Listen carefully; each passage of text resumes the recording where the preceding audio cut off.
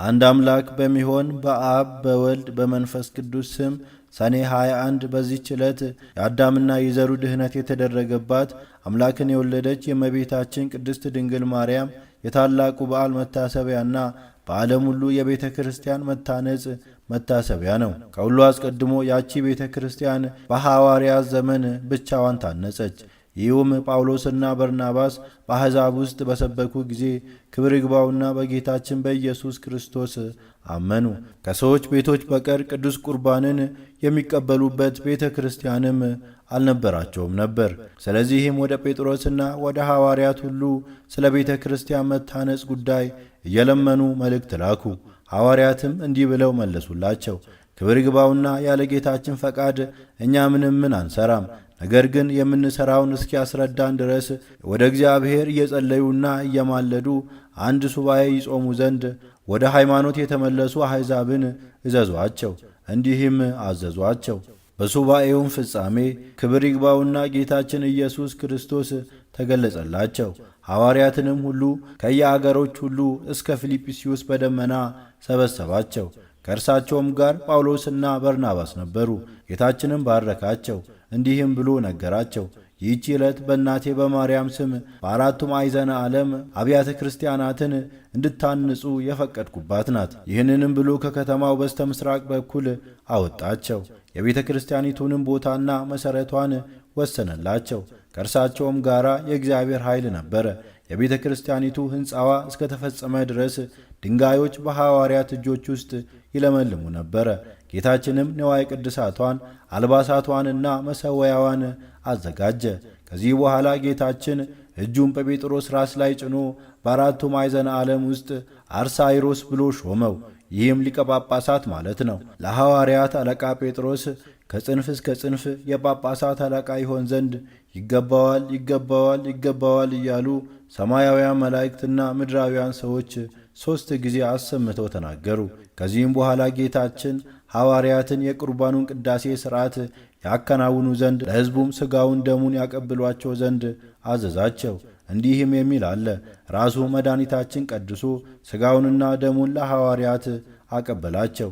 እንዲህም አላቸው፣ በዚህች ቀን የእጃቸውን ሥራ እንዳይሰሩ ሕዝቡን ሁሉ እዘዟቸው። ይህውም በሰኔ ወር 21 ቀን ነው። ከዚህም በኋላ መድኃኒታችን ከእርሳቸው ዘንድ በታላቅ ክብር ወደ ሰማይ አረገ።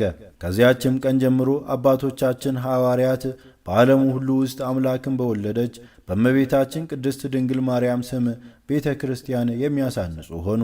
በቂሳርያው ሊቀ ጳጳሳት በባሲሊዮስ ዘመን እንዲህ ሆነ። በእመቤታችን ቅድስት ድንግል ማርያም ስም ቤተ ክርስቲያን በሠራ ጊዜ በውስጡ የእመቤታችን የማርያምን ስዕል ይስልበት ዘንድ ሰሌዳ ፈለገ።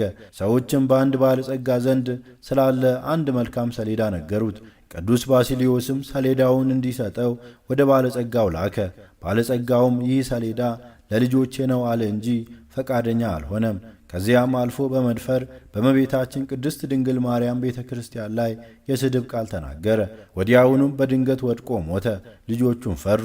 ያንንም ሰሌዳ ከብዙ ወርቅና ዕንቁ ጋር ወደ ቅዱስ ባሲሊዮስ አምጥተው የአባታቸውን በደል ያቀልለት ዘንድ ለመኑት። ቅዱስ ባሲሊዮስም ያንን ሰሌዳ ወስዶ የእመቤታችንን ስዕል ይስልበት ዘንድ ለሰዓሊ ሰጠው። እመቤታችንም ቅድስት ድንግል ማርያም በሌሊት ራእይ ለቅዱስ ባሲሊዮስ ተገለጸችለት። ስዕሏንም በዚያ ሰሌዳ ላይ እንዳይስል ከለከለችው። ከአመፀኛ ሰው እጅ ወስዶታልና እጅግም ያማረ የእመቤታችን ስዕሏ የተሳለበት የሁለት ደናግልም ስዕል የአንዲቱ በቀኝ የአንዲቱ በግራ ሆኖ የተሳለበት ቀይ ሰሌዳ ያለበትን ቦታ ነገረችው። ቅዱስ ባሲሊዮስም እመቤታችን ቅድስት ድንግል ማርያም ወደ አመለከተችው ወደዚያ ቦታ ሄደ። ያንንም ሰሌዳ አገኘው።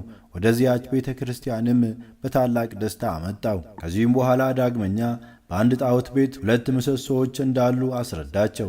እነርሱንም አምጥቶ በመቅደሱ ፊት ለፊት እንዲያቆማቸው በላያቸውም ስዕሏን እንዲያኖር አዘዘችው። ቅዱስ ባሲሊዮስም እነዚያን ምሰሶዎች ያመጣቸው ዘንድ ሄደ። መሰሪያኑ ሊከለክሉት ፈለጉ። ጌታችንም ኃይላቸውን ደመሰሰ። እነዚያንም ምሰሶዎች አምጥቶ በቤተ መቅደሱ ፊት ለፊት አቆማቸው። በላያቸውም የእመቤታችን ቅድስት ድንግል ማርያም ስዕሏን አስቀመጠ። እግዚአብሔርም ከእነዚያ ምሰሶዎች በታች የውሃ ምንጭ አፈለቀ። በውስጧም የሚታጠብ ሁሉ ካለበት ደዌ ሁሉ የሚድን ሆነ። እንዲሁም ከእመቤታችን ማርያም ስዕል በሽተኞቹን ሁሉ የሚፈውስ የዘይት ቅባት ፈሰሰ። ይህ ሁሉ የሆነው የእመቤታችን ቅድስት ድንግል ማርያም ቤተ ክርስቲያን በከበረችበት በሰኔ ወር በ21 ቀን ነው። በዚያችም ቀን እንዲህ ሆነ። አንዲት ሴት መጥታ ታጠበች። ወዲያውኑም ሁለመናዋ በለምጽ ተሸፈነ።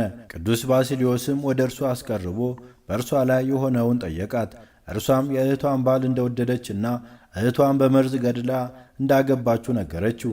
ቅዱስ ባስልዮስም ታላላቅ 3 ኃጢአቶችን ሠራሽ፣ ግን ወደ እግዚአብሔር ንስሐ ግቢ፣ ምናልባት በደልሽን ይቅር ይልሽ እንደሆነ አላት። በዚያም ጊዜ ምድር ተሰንጥቃ እንደ ዳታን ዋጠቻት። እርሷ የረከሰች ስትሆን ወደ ቤተ ክርስቲያን መግባትን ደፍራለችና። እኛ ሁላችን የክርስቲያን ወገኖች አምላክን ለወለደች ለእመቤታችን ለከበረች ድንግል ማርያም ለመታሰቢያዋ መንፈሳዊ በዓል ልናደርግ ይገባናል። ስለ እርሷ ለአዳምና ለሁላችን ለልጆቹ ድህነት ሆኗልና ይህንንም በዓል ለማድረግ የሚተጋ የተመሰገነ ነው።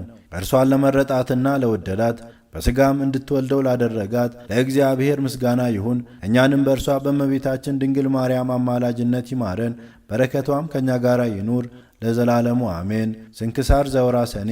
ምስጋና ይሁን አንድ አምላክ ለሆነ ለአብ ለወልድ ለመንፈስ ቅዱስ ዛሬም ዘወትርም ለዘላለሙ አሜን።